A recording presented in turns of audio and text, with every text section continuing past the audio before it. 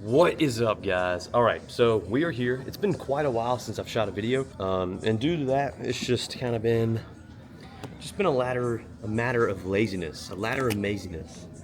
So hopefully in this video, Ash can stay focused.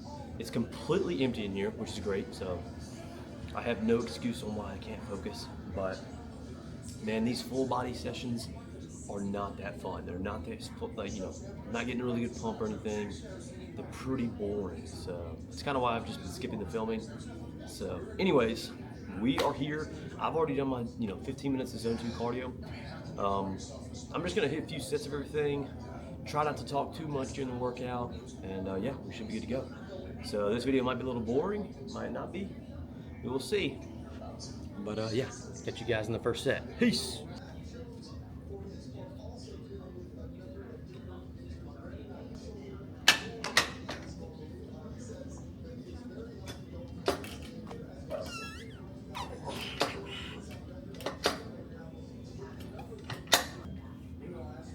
All right, last time we did 250 was our top set last time, but with the full body split, the warm-ups are so short. You only do just a few reps because you really only need so much stimulus to be warmed up, like muscle-wise, tendon-wise. But obviously 15 minutes of zone 2 cardio is quite the warm-up. But I will say, without nearly as many carbs as I'm used to, I am so flat. I'm so flat. I'm so cold. I'm so, I got a lot of brain fog. You can already tell I'm already out of breath. I usually will have my breath by now. So it definitely sucks. And if you guys are wondering what I'm doing for this aggressive cut, essentially my maintenance is around 4,000 calories. And that's how much calories I need to eat to maintain my body weight. So I simply have my steps. They were already around 10K. I increased my steps to around 15K, and then I increased my cardio from 30 minutes of zone 2 cardio, 6 times a week, 5 times a week. I increased that, and now I do 60 minutes or 75 minutes every other day, and then on the training days like today, I'm only gonna do like 45 minutes. So whatever that comes out to weekly, it's a lot. It's a shit ton of cardio.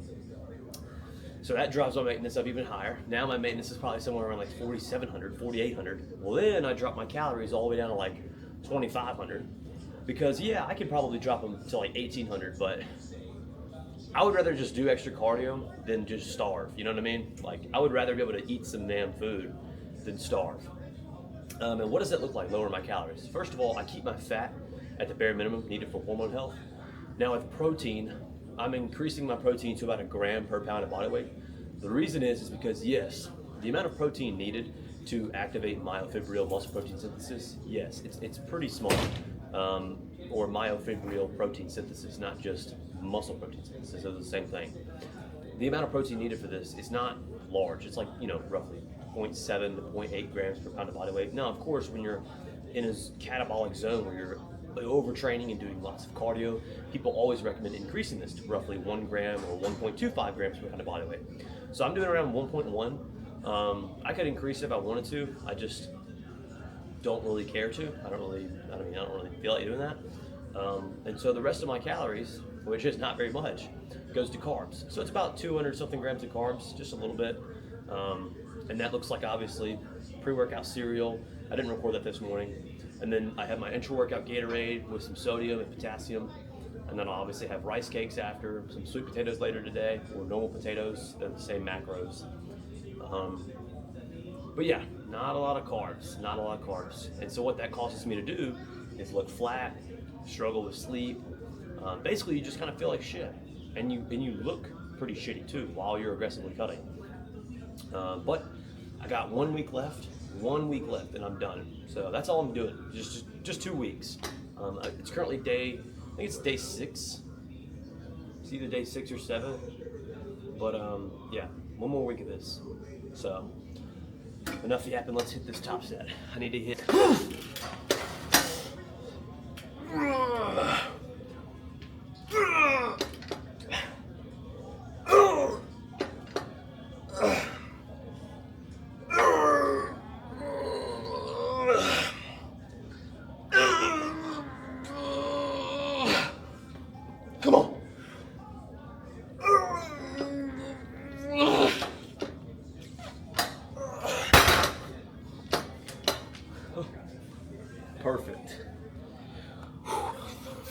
All right, this is about the best angle I'm gonna get without having a camera person here.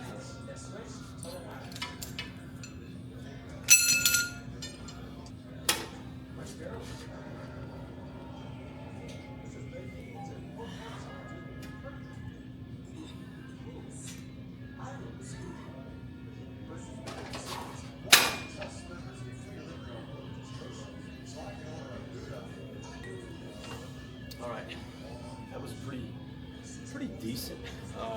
Trying to obviously change my form to where it's a little bit more favorable towards my lats or teres major, whatever the hell you want to call it. Now I'm trying more of like a supinated grip, and obviously this can target more lats, but man, I will say, tired. I keep saying that, but it's like I'm acting as if I'm, however many weeks out from the show, but I'm not even close to that shit, so I'm still extremely high body fat. But enough talking.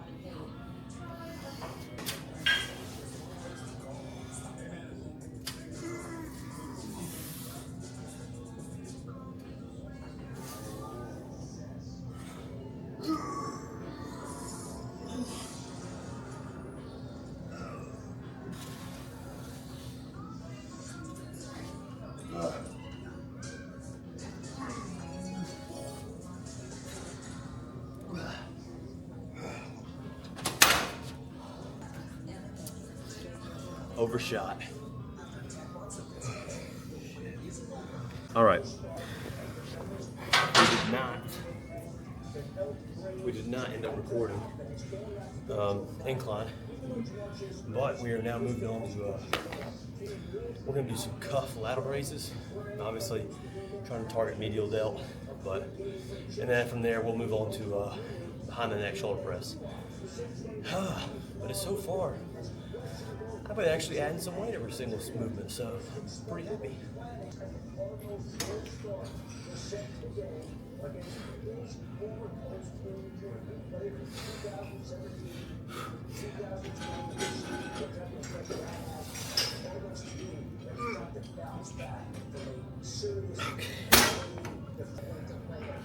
Let's talk about the Niners. They ruled out Brock Purdy on Friday. He's out again. Surrender for that toe. Mac Jones will help as the starter, but really an O'Regan was in both his teams today. Just a plethora of injuries. So let's start with Jones and that natural control. Well, here's the perspective, despite that oblique injury that played for you in that Thursday night game against the Rams. He shut it down a couple of times. Seemingly well, you mentioned with 3-0 record for the Jones. Now, there is a chance that Brock will be back next week. I think that was really good, but I'm gonna try to do an extra set of that because definitely it's hard to get a lot of medial delt activation just from one set. So that's just my mistake, my fault.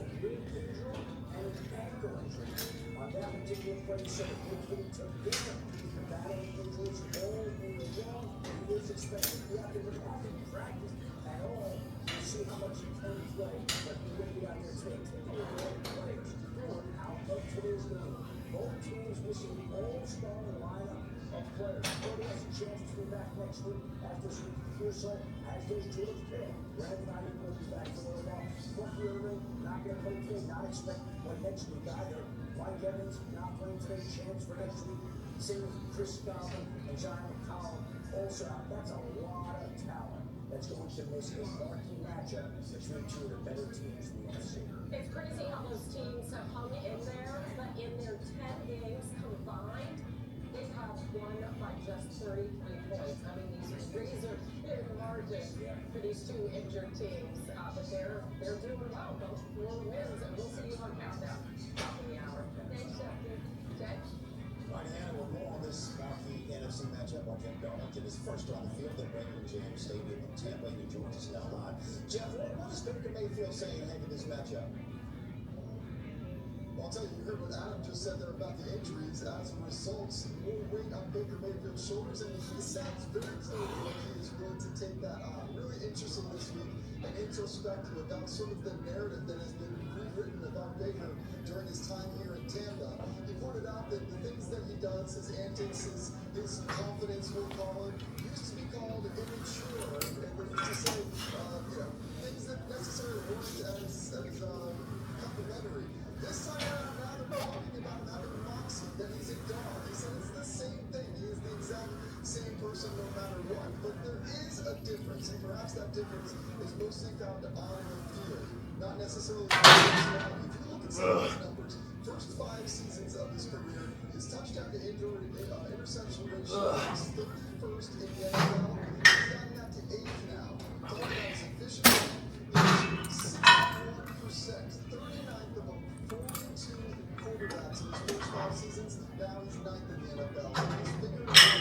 And by the way, to talk about those injuries at the very least, he will have Emeka, the star receiver in the lineup. So it's Baker and Emeka trying to put this thing on their shoulders together against the Commanders. Yeah, lots and lots. Jeff, thank you so much. Going to see you back in a bit for more teams. For now, let's go back over to him.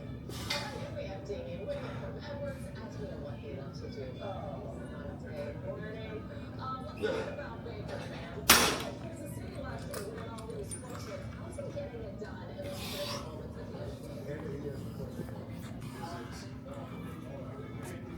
All right, we are now on to some behind the neck shoulder presses. Now, the previous iteration of this I found was quite difficult with the machine facing the other way. So simple alternation to have it face the other way allows the bar path to perfectly line up with behind the neck with no issue, no leaning forward, no nothing. I don't need bar path help, nothing. And so we got it.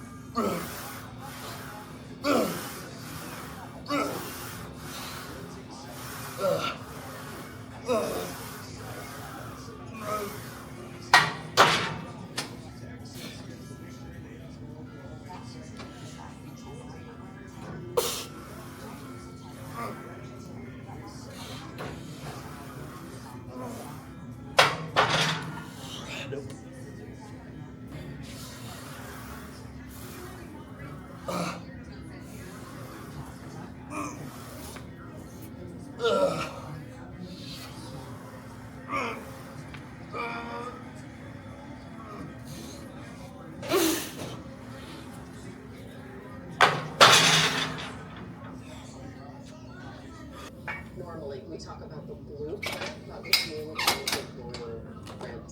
So, let's go. I'm so glad because we're doing it. About whether Derrick Henry can get things going today. The Ravens are trying to figure out their way to get to the bye week. The biggest obstacle ahead of them is, of course, the Los Angeles Rams. 4 straight games under 50 rushing yards for Derrick Henry. He is outside my top 20 of running backs. If you can afford it, he's either a flex option in your lineup, Jay, or a guy that you're putting on the bench. Just for 2 more weeks. That's all the time. Bench. Jay, it sounds crazy, but how the last 4 games have gone, it's not as crazy as you might think. Wow. Yeah, okay. I hope it proves not just me, but everybody wrong, goes off like 150 and a touchdown, because that would bode well for the rest of the upcoming season. 4 straight dubs for Derrick. Okay. And field, much more field, fun field on fantasy football now. Top of the hour on ESPN. Yeah. You know, when we're talking about Henry's team, as it stands right now, both the Ravens and the Chiefs will be missing the playoffs that they started today. Coming up, how the Ravens can win without Lamar and how Patrick Mahomes can get a career first against the Lions tonight. Okay, that is the end of the lift. Overall, that was pretty decent. The pump was okay. I just got to eat all my rice cakes, but these workouts are okay. I'm just really ready to have my food back because, gosh, I just feel so flat. I have no veins and I just feel so small and weak and gay and whatever. So, anyways, hopefully I don't know, hopefully like in a week or something when I'm super lean or leaner, I'll bump my food back up and look better. But goodness graciousness, this is really boring. So, and I mean, who knows? Maybe I'll just kind of not give up, but maybe I'll cut my calories back up to like a small deficit instead of aggressive, just because I don't like have to be aggressive. I'm just doing it because. But like, I mean, I don't know. I don't really want to be aggressive if it's just going to suck balls for like the next 2 weeks. I'm just a baby. But anyways, that's the end of the video, guys. Kind of short, kind of boring, but it is what it is. It's a video. It's better than nothing. So peace out, guys. I love you so much. Bye.